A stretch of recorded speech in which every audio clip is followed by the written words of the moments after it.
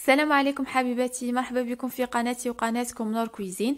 مرحبا بكم في فيديو جديد ووصفه جديده. وصفه اليوم ان شاء الله راح نديروا مع بعض لاير كيك فاني فريز بجينواز ناجحه 100%. كنت شاركتها معكم مسبقا في فيديو كيكه التفاح المكرمل، راح اخلي لكم الرابط اسفل الفيديو.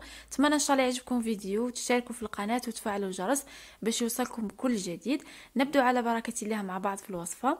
هنا في حمام مائي درت 5 حبات بيض حجم كبير، تقريبا 50 غرام لحبة البيض. اذا كان حجم البيض تاعكم صغير ديروا 6 حبات. نضيف 175 غرام من السكر ومبشور البرتقال. تقدروا تضيفوا مبشور ليمون او الفانيليا. نخفق هنايا بالباتير على سرعة متوسطة من 10 حتى 15 دقيقة. نواصل الخفق حتى تتشكل إيموس كما راكم تلاحظوا. هنا سرعت الفيديو، مانيش نخفق بسرعه عاليه، سرعه متوسطه فقط. سرعت فقط الفيديو باش ما يجيش طويل. كما راكم تلاحظوا القوام تاع الخليط يكون متواصل وتكون كما لاموس. هنا نضيف 175 غرام من الدقيق الابيض اللي هو الفارينه. نضيف بالملعقه ونغربل ونخلط بهذا الشكل بالفوي من الاسفل للاعلى. كما قلت لكم مانيش نخلط بسرعه، فقط سرعت الفيديو. هاد الخطوه مهمه بالفوي باش كي طيب لاجينواز ما ديرلكمش هذيك لي غريمو. نضيف بالملعقه نغربل ونخلط.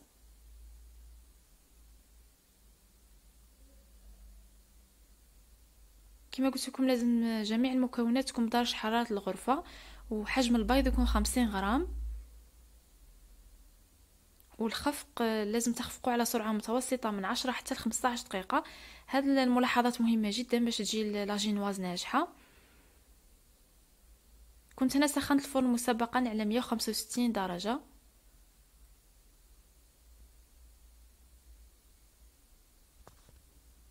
نواصل الخلط بهذا الشكل. هنا السيرسو تاعي 16 سنتيمتر، تقدروا ديروا مول اللي تفتح الجوانب او اي مول عندكم. القطر تاعه 16 سنتيمتر والارتفاع 8 سنتيمتر. نفرغ الخليط، نخبط هنا باش نخرج الفقاعات بواسطة عود. نمرر العود بهذا الشكل باش كي طيب لاجينواز تجي على مستوى واحد، ما تشكلناش هذيك القبة من الاعلى. ندخلها طيب هنا من 45 حتى ل 55 دقيقة كما راكم تشوفوا هنا. بعد ما طابت لاجينواز طفيت عليها الفور وخليتها مفتوح جزئيا. هذه الملاحظه مهمه باش ما يصرالهاش الشوك كي تخرجوها. خلوها داخل الفور مطفي من 5 حتى ل 10 دقائق ومن بعد تخلوها تبرد. نحضر هنا مع بعض كريم شونتيي ماسكاربون، 250 غرام بودره شونتيي مع كوب من الماء بارد، ونضيف 200 غرام من الكريمه الكثيفه. انا استخدمت بطوش، لازم تكون 35% ماده دسمه. نطلع هنايا لا شونتيي. كريمه تجي بزاف هايله ومتماسكه، ديروها الحشو كيكات طورطات لي لاير كيك، وتقدروا تنكوها كيما تحبوا. هنايا جانبا خفقت الماسكاربون باش كي نضيفه لا شونتيي ما يديرليش دوك التكتلات وتكون لا كريم ليس. نخفقه جانبا. مش ضروري تخدموا بالماسكاربون، تقدروا ديروا الجبن الطازج ولا كيري، يعني ماشي شرط الماسكاربون. نخفقه بالباتير 5 دقائق.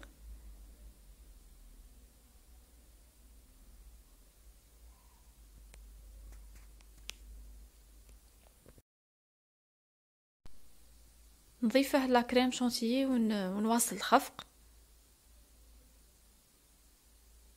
هاد الكريمه تجي بزاف بنينه ومتماسكه وتجيب كميه كبيره. وكما قلت لكم تقدروا تنكوها باي نكهه او اي اضافه. تقدروا ديروا 100 غرام من الشوكولاته البيضاء او شوكولاته بالحليب، ولا 100 غرام كولي تاع الفريز، ولا اي فاكهه حبيتو. النكهه دائما تبقى حسب الذوق.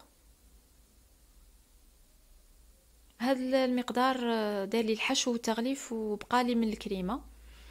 بعد ما طابت لاجينواز وبردت، ملاحظه مهمه لازم تخلوها تبرد مليح باش التقطيع يجيكم متساوي. هنا كنت حضرت سيرو 50 غرام من الماء و50 غرام من السكر وشريحه من البرتقال. خليته يغلي 8 دقائق وطفيت عليه. نسقي هنايا لاجينواز ونفرغ كميه الكريمه ونساوي بهذا الشكل.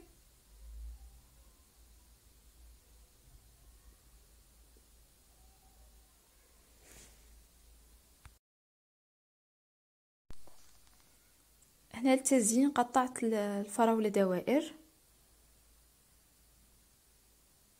ما ترقوهاش وما تغلظوهاش، يعني سمك متوسط، ونزين بها بهذا الشكل.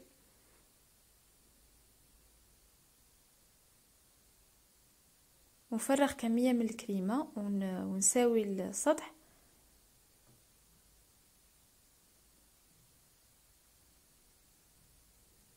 نساوي بهذا الشكل. نواصل تزيين باقي الطبقات. تقدروا الحشو ديروا الكولي تاع الفخاز، يعني ما تقطعوهاش دوائر، ديروا الكولي مع تاع الفخاز يجي بزاف بنين مع الكريمه. انا ما نحبهاش مسقيه بزاف، ما كثرتش السيرو. تقدروا نتوما تضاعفوا الكميه باش تجيكم مشربه مليح. نواصل التزيين بهذا الشكل.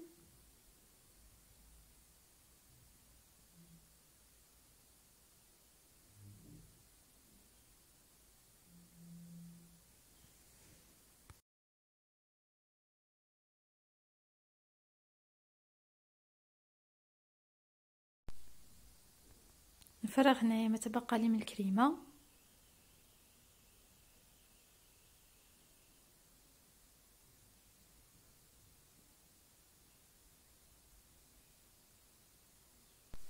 حاولت نسرع على فيديو قدر الامكان باش ما يجيكمش طويل وممل. نحط هنايا الطبقه الاخيره ونسقيها كذلك. تقدروا تخدموا لاجينواز في الليل وتخلوها في الثلاجه تبرد باش يجيكم التقطيع تاعها مليح ومتساوي. نفرغ هنايا الكريمه ونغلف بها بشكل متساوي. كريمه بزاف هايله وتساعد في التغليف. كما قلت لكم الاضافات تبقى حسب الرغبه.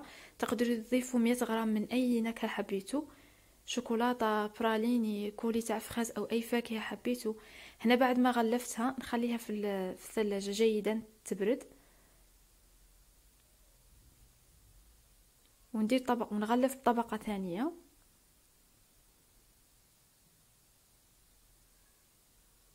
باش تجيكم التغليف متساوي واملس لازم تصبروا شويه، يعني ديروا طبقه وتخلوها تبرد وتخرجوا ديروا طبقه اخرى وتساووا بلا كوبات.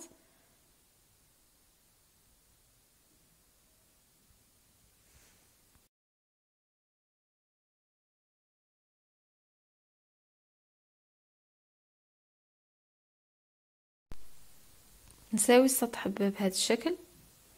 نتمنى ان شاء الله تكون تعجبكم وصفاتي وملاحظات اللي نقدمها، ونتمنى ان شاء الله من اي وحده فيكم راهي تشوف لا فيديو اذا ما كانتش مشتركه تشترك وتفعل الجرس باش يوصلها كل جديد.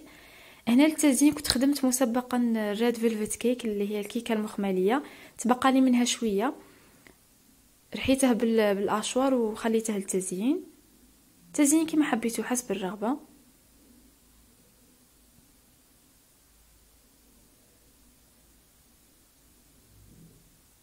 ولازم تخلوها تبرد جيدا باش التقطيع تاعها يجيكم مليح. هنايا من الفوق درت زينت بالفراوله. وصفه سهله وناجحه للاعياد، الميلاد، المناسبات، وحتى لاصحاب المشاريع. نتمنى ان شاء الله يكون عجبكم فيديو اليوم ووصفه اليوم، وتجربوها وتشاركوني تعليقاتكم وتفعلوا الجرس باش يوصلكم كل جديد القناه. والى اللقاء ان شاء الله في فيديو جديد ووصفه جديده ان شاء الله.